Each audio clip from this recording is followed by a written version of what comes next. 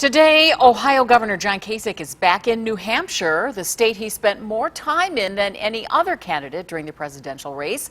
News Channel 5's John Kasich made several trips to New Hampshire covering Kasich. John, is Kasich already looking at 2020? You know, Lee, with his words, he won't say yes or no, but it is clear with his actions, he's keeping his options open. Governor John Kasich in a familiar place today, campaigning for votes in New Hampshire. Not for himself this time, but Republican governor candidate Chris Sununu.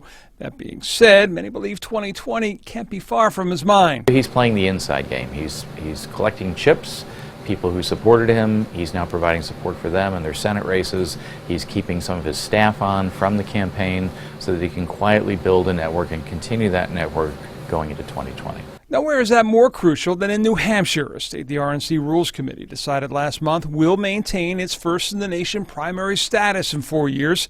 It's a state where Kasich held over 100 town halls, had a formidable ground game, and placed second to Donald Trump. Last month, I asked Kasich about this. Because of the groundwork is laid when you look at a state like New Hampshire. I think you probably met two-thirds of the people. Would you consider another run? Well, that's like asking somebody once they finish a marathon, meet them at the finish line, say, you're going to run another one?